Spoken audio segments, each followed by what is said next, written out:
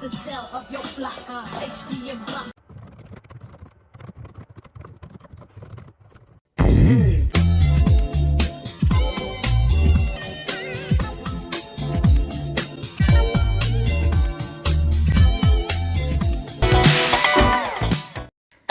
tout le monde, j'espère que vous allez bien. Aujourd'hui, je vais faire ma styliste Junette. Parlons mode. Alors, tout d'abord, j'aimerais commencer en vous disant que pour parler mode, il faut d'abord parler de soi. Parce que s'habiller, c'est surtout une question d'identité. Selon moi, c'est ma petite théorie. Si tu sais pas qui tu es, t'auras du mal à savoir comment t'habiller.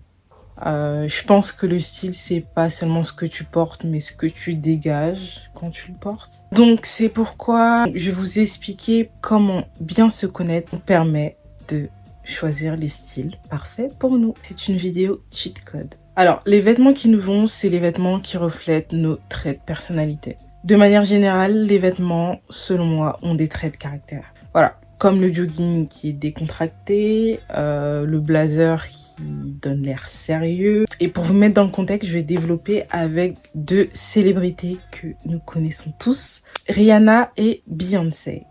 Bon, petite parenthèse, je mets pas du tout d'illustration parce que j'ai peur de... Voilà, les trucs de droit d'auteur et tout, ça y est, je prends même pas le risque. Donc vous allez sur Google et vous allez voir plusieurs photos et vous êtes censé voir ce que je suis en train de vous décrire. Alors, revenons à nos moutons. Rihanna et Beyoncé ont des styles complètement opposés et pourtant, elles ont des styles qui reflètent parfaitement leurs traits de personnalité dominants. J'insiste sur les traits de personnalité dominants parce que je pense que les styles qu'on met le plus en avant, voilà, les styles qu'on a l'habitude de porter, pour ceux qui connaissent et appliquent cette théorie inconsciemment ou pas, sont des styles qui reflètent les traits les plus dominants de notre personnalité. C'est pour ça que je vais prendre Beyoncé et Rihanna comme exemple parce que je pense que des gens les connaissent tous et c'est assez flagrant, c'est assez visible.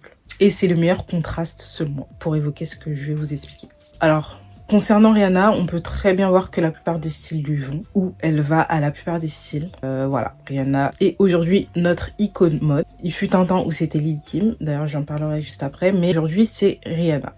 Et qu'est-ce qu'on sait de Rihanna? Alors, Rihanna d'observation est bold, elle est mystérieuse, elle est aventureuse, elle est à contre-courant, elle est spontanée, elle est audacieuse, mais elle est aussi timide. Maintenant, essayez d'associer ces traits de caractère à des vêtements ou styles. Normalement, si vous voyez ces traits de caractère-là, vous verrez que c'est des personnes qui sont versatiles, donc qui peuvent porter plusieurs styles et ça leur va. Genre, plusieurs éléments leur iront. À la différence de Beyoncé, qui est discrète, organisée, un petit côté judgmental, enfin dans le sens strict, c'est pas du tout péjoratif, c'est vraiment pour dire qu'elle est un peu plus rigide, mais vraiment dans le sens privé, mais elle est timide aussi. Et ça se voit clairement à sa manière de s'habiller. Genre d'observation, j'irais jusqu'à dire qu'elle a une routine, elle prend des précautions, et c'est pour ça que tous les styles ne peuvent pas lui aller. Genre tout est déjà prévu. Dans ses tenues ou styles, elle cherchera toujours de l'ordre, que ce soit organisé, structuré, genre de l'harmonie, de la coordination. Limite, c'est de l'évidence, elle est un peu prévisible. Je dirais pas passe-partout, mais elle est prévisible. Elle prend pas vraiment de risques. Tout est précis et prévu. C'est vraiment planifié. Et c'est parfois même un peu trop structuré. Ça peut être un peu plus compliqué de laisser place à une ouverture, du moins à n'importe quel type d'ouverture, donc style. Compliqué pour elle d'être versatile. Pour Beyoncé, par exemple, ça collerait pas du tout à sa personnalité.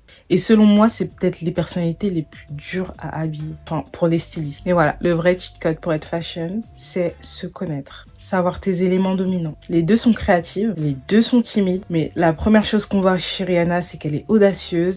Et la première chose qu'on voit chez Beyoncé, c'est qu'elle est organisée. Je dirais les seules fois où elle se lâche, c'est quand il s'agit de la musique. Elle s'amuse beaucoup plus sur scène, mais niveau style, c'est plus le côté privé, timide, introverti et organisé qui prend le dessus. Donc elle aura toujours plus de retenue niveau vestimentaire et capillaire. Et on sent tout de suite que peu importe là où on aimerait l'amener, vestimentairement parlant, il est primordial que tout soit organisé, tout soit prévu, que tout soit structuré et élégant. Je pense qu'on peut lui donner des tenues avec un peu de folie, mais il faudra quand même une précision. Donc voilà ma petite théorie. Et c'est pour ça que lorsque vous adoptez des vêtements, des looks qui ne vous vont pas, des looks qui ne collent pas à votre personnalité, eh ben ça se voit. Par contre, quand c'est pas le cas, quand vous choisissez les bons vêtements qui collent à vos traits, qui collent à ce que vous êtes, vous avez limite l'air plus rayonnant et pour certains même impressionnant. Et je pense que beaucoup ne comprennent pas non plus qu'il y a une différence entre un beau vêtement et un vêtement qui te va.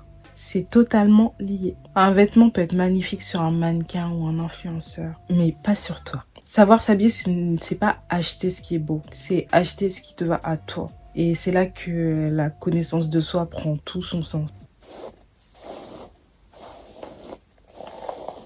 Honnêtement, la mode, le sens du style, c'est vraiment une question d'harmonie et d'évidence. Donc c'est pas parce qu'une pièce est magnifique sur le cintre qu'elle te mettra forcément en valeur. Un style qui te va, c'est un style qui te reflète et dans lequel tu es à l'aise. Genre, il y a une certaine posture qui montre à quel point ça match avec ce que tu incarnes. Et j'irais même jusqu'à dire que la fusion personnalité et style est plus déterminante que le fait de choisir un vêtement selon une morphologie. Pour moi, la morphologie ne devrait pas être une contrainte rigide. Un vêtement qui te va, c'est surtout un vêtement dans lequel tu te sens bien et qui incarne ce que t'es. Et à la rigueur, si on parle de morphologie, il faudrait surtout voir comment l'adapter à son corps. Et c'est pourquoi je suis pour la customisation. Voilà, faut pas hésiter, ça permet d'explorer et l'adapter à ton toi. Le résultat peut être surprenant et aussi bien que l'original. Mais en tout cas, l'attitude, la posture, la cohérence avec ce que tu es sont des signes autant déterminants que les règles sur la morphologie. Tu peux lire certains commentaires, les gens ils sont en mode « Oh, trop bien le look !» Et pourtant, on voit bien que la personne est mal à l'aise. Donc visiblement, c'est le vêtement qui t'impressionne et pas la personne qui le porte. Donc un vêtement qui te va, c'est un vêtement que tu portes authentiquement et avec assurance.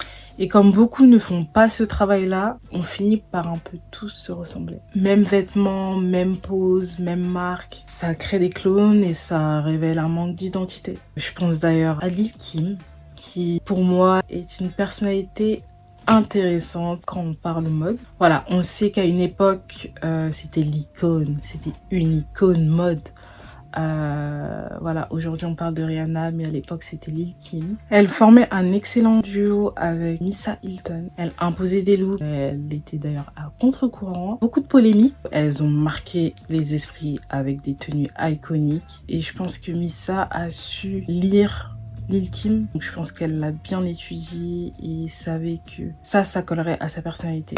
Et c'est pour ça qu'elles ont fait de grandes choses à deux. Mais aujourd'hui, on peut très bien voir que l'évolution ou la décadence stylistique de Lil Kim ne reflète pas du tout son statut légendaire, son statut d'icône mode. Vraiment, le style de Lil Kim, au fil du temps, on est vraiment passé de jour à nuit. Ce qu'elle porte aujourd'hui ne lui ressemble pas du tout. Avec le temps, son style a changé et pas forcément dans le bon sens. Son esthétique actuelle manque très souvent de cohérence comparé à ce qu'elle nous proposait à l'époque. Genre, ses choix vestimentaires sont un peu bazardés. Mais bon, c'est assez fréquent pour les icônes de l'époque de vouloir tellement s'adapter à l'ère actuelle qu'ils en perdent leur essence. Mais voilà, elle aurait dû évoluer à son rythme en restant fidèle à elle-même. Surtout que dans l'industrie de la mode et musicale, je pense que l'image est très importante. Je pense que l'image joue un rôle clé.